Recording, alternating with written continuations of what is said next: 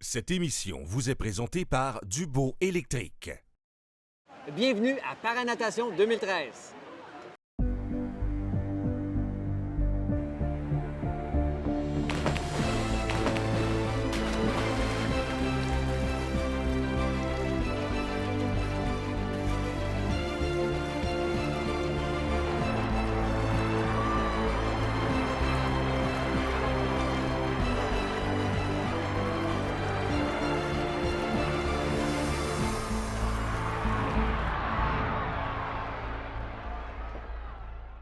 Bonjour, ici Jean-Marie Lapointe au complexe aquatique du Parc Jean-Drapeau de Montréal. Je suis extrêmement fier de vous présenter Paranatation 2013, une série d'émissions sur un événement unique et grandiose, les Championnats du monde de natation IPC, édition 2013. Tout au long de la série, on va faire la rencontre d'athlètes qui présentent toutes sortes de limitations physiques ou intellectuelles, mais qui vont vous en mettre plein la vue, ça c'est garanti. Alors en plus, au programme, des chroniques, des entrevues, des faits saillants, évidemment des courses et plein d'autres sujets et informations sur le monde de la paranatation. Je ne serai pas tout seul à la barre de l'émission, je serai en compagnie de mon amie Camille Chai, une fille inspirante qui aussi vit avec des limitations physiques, tout comme nos athlètes. Alors, juste avant le début des compétitions, on a réalisé une entrevue ensemble. On vous la présente tout de suite.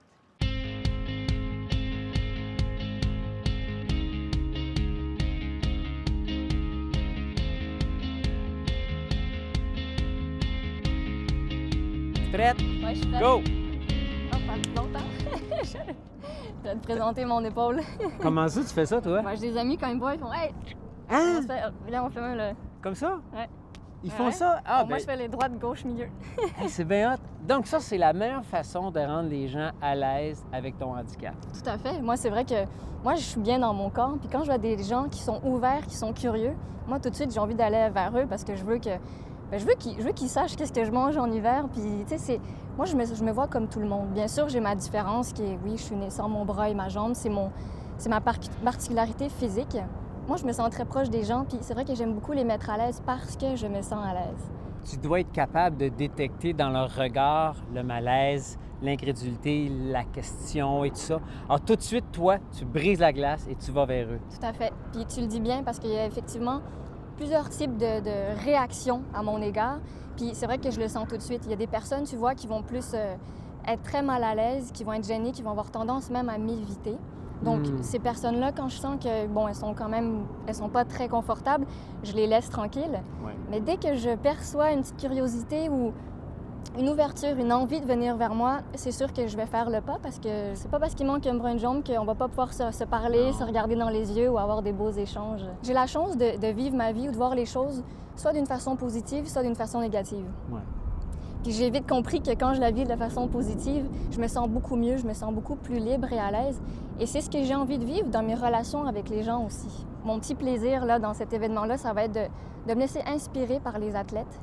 Puis tu sais, même, moi je me dis, quand je suis inspirée par quelqu'un d'autre, je me dis, si je suis inspirée, je peux être inspirante aussi. C'est un échange, c'est un partage. Ça t'arrive-tu, malgré tout, le positivisme qui t'habite, d'avoir des moments de découragement, de tristesse, le « pourquoi moi ». Je me demande pourquoi moi, mais je me dis que c'est moi qui ai décidé de vivre cette expérience-là. Quand je vois dans la vie de tous les jours à quoi ressemblent mes journées, comment je me sens, ma relation avec les gens, le rapport avec le regard avec les autres, je me dis, j'apprends beaucoup de choses. C'est très riche pour moi, tout ça. Donc, ouais, je suis pas mal à l'aise là-dedans, mais c'est vrai que je vais avoir des moments un peu de découragement, des moments où je vais me sentir fatiguée. C'est normal, ça fait partie de la vie, de mon quotidien, de tous les jours aussi. Mais il y a quelque chose en moi qui me dit de foncer, de continuer à avancer.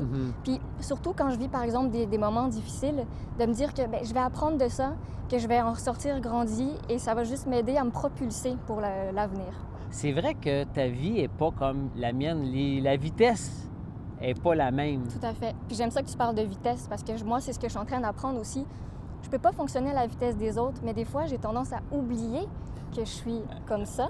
Donc, je me mets dans le rythme de tout le monde. Okay. Mais mon corps me parle assez vite pour me dire, OK, Camille, là, il faut te calmer. Il faut apprendre aussi à prendre soin de moi. Des limites, tu as dû t'en faire imposer toi-même. Mais est-ce à que fait. toi, tu es capable de t'en imposer des limites?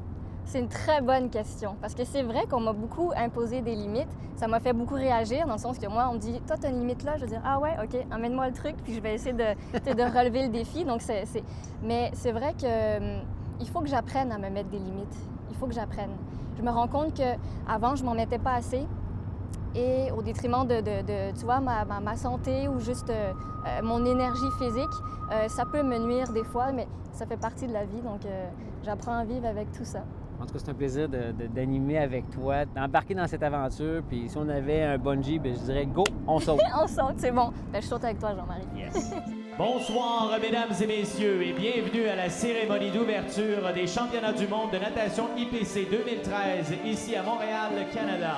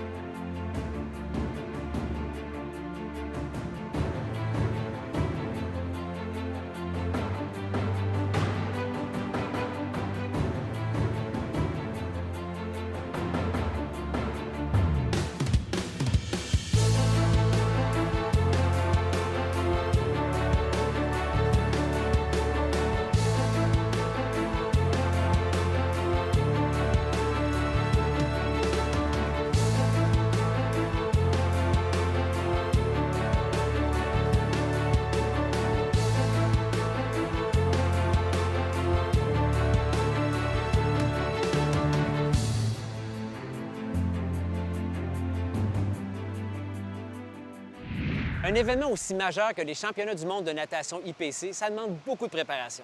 Camille Chai a rencontré un des personnages clés du comité organisateur. Je suis avec M. Anton Vogler. Vous êtes coprésident du comité organisateur des championnats du monde de natation de l'IPC. Est-ce que vous pouvez me parler de votre rôle pour l'événement? Le rôle d'un coprésident, c'est un petit peu de tout. Dès qu'il y a une petite crise, il faut intervenir, il faut trouver des solutions. Puis quand tout va bien, évidemment, on accueille le dignitaire et puis des choses comme ça. Évidemment, il y a un grand rôle de planification au début, mais là, aujourd'hui, nous sommes dans l'exécution. Donc, c'est un petit peu ça, c'est le rôle d'un coprésident. Vous avez besoin de combien de temps à peu près pour mettre sur pied un événement de cette envergure? On a eu 6 mois, en principe, de l'organiser, que c'est un petit peu court. Donc, la planification puis l'exécution, on se fait en même temps. Est-ce que vous pouvez me dire pourquoi est-ce que Montréal s'est retrouvé à être la ville organisatrice de cet énorme événement qui est unique au monde et qui est aussi une grande première en Amérique du Nord? En principe, c'est Natation Canada qui a eu le contrat donc avec IPC. Et puis après ça, ils ont demandé 3 villes de faire une soumission. Donc, nous avons monté une structure financière grâce la participation du gouvernement du Québec, Sport Canada, Tourisme Montréal, les hôteliers de Montréal, et puis évidemment la Ville de Montréal. Nous avons eu un support indéniable, et puis avec ça, notre soumission était vraiment le plus attrayant pour Natation Canada et puis pour IPC. Est-ce que vous êtes d'accord pour dire que c'est un peu une continuité des Jeux paralympiques de Londres? Comparé avec Londres, c'est quand même un gros morceau. Londres, évidemment, on n'a pas le même budget, on n'a pas eu la même planification. Étant donné que c'est une compétition de charnière, évidemment, on a un petit peu moins de temps. Donc, comparer, évidemment, les gens, ils vont le comparer.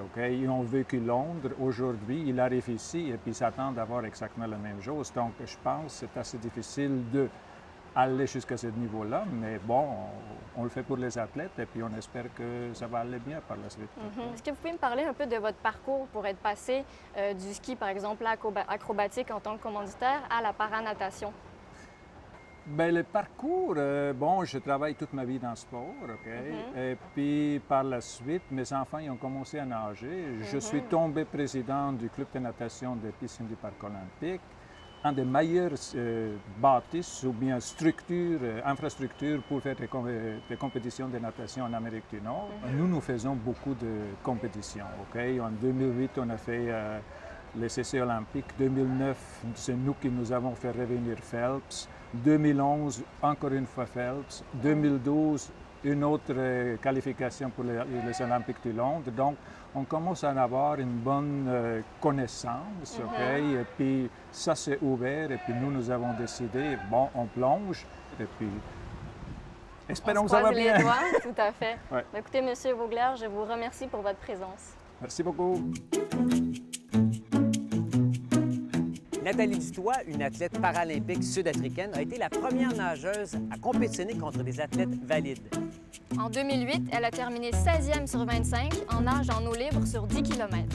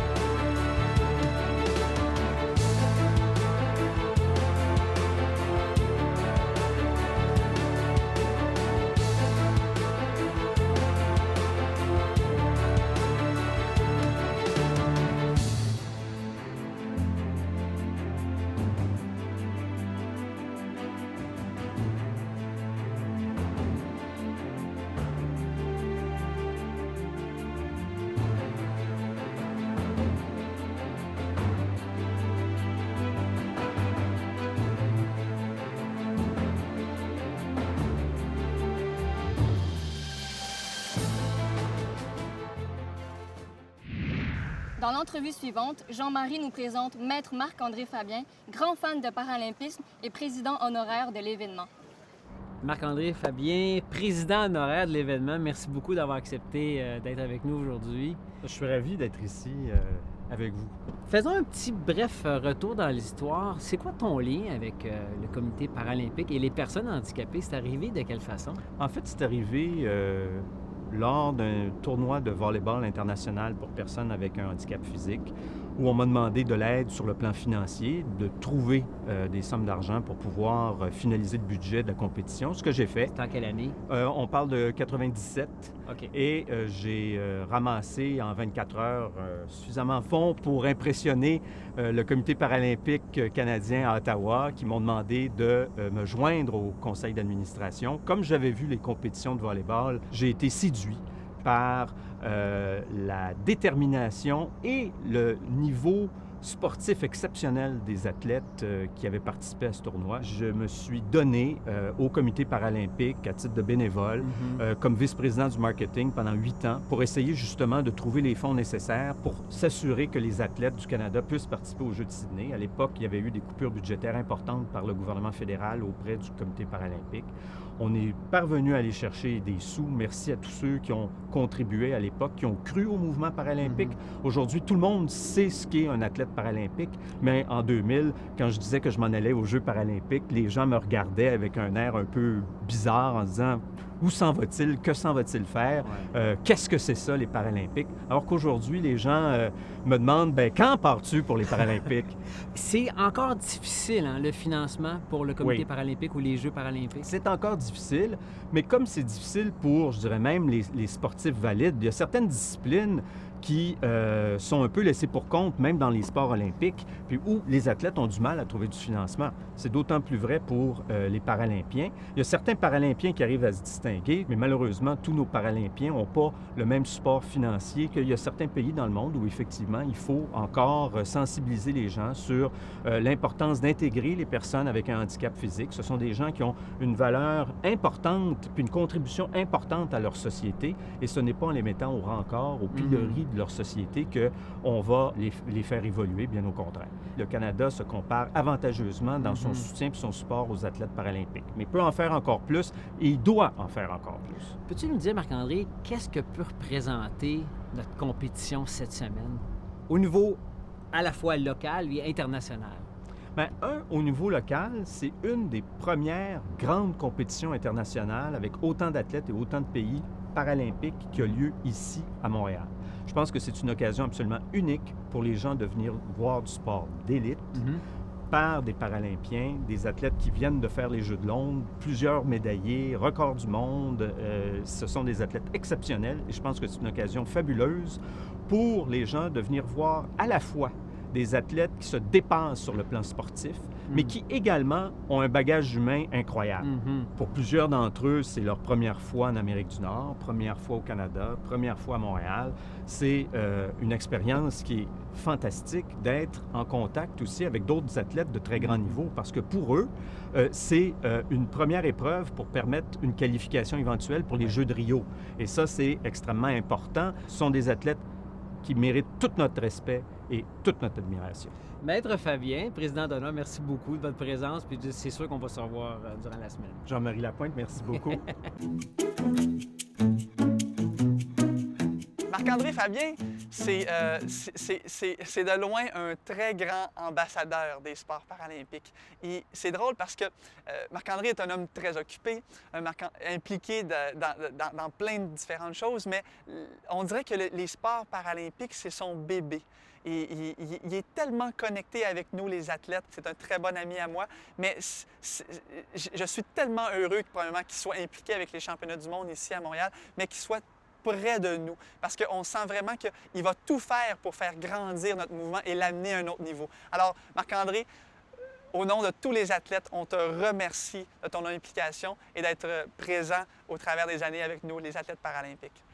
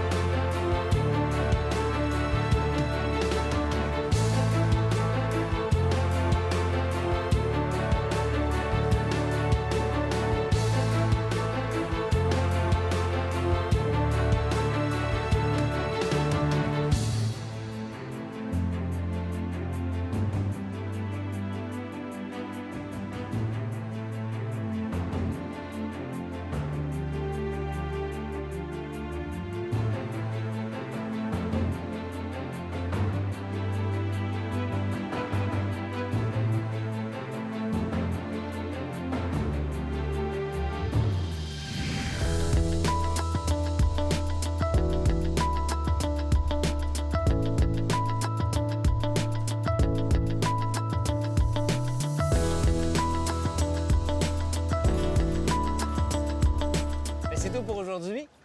Camille, tes impressions de ta première émission, ta toute première expérience? Pour mon baptême, je peux dire que je me sens vraiment excitée, je me sens motivée, puis je te dirais même que je me sens comme un poisson dans l'eau. Oh, high five! Merci d'avoir été avec nous. C'est un rendez-vous demain pour une autre émission de Paranatation 2013. Cette émission vous a été présentée par Dubo Électrique.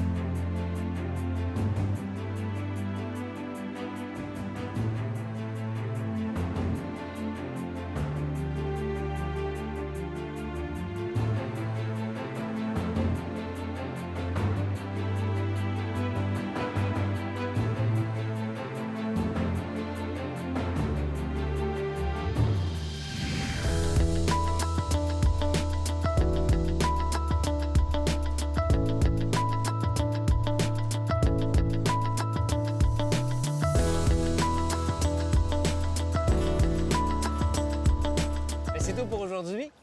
Camille, tes impressions de ta première émission, ta toute première expérience? Pour mon baptême, je peux dire que je me sens vraiment excitée, je me sens motivée, puis je te dirais même que je me sens comme un poisson dans l'eau. Oh, high five!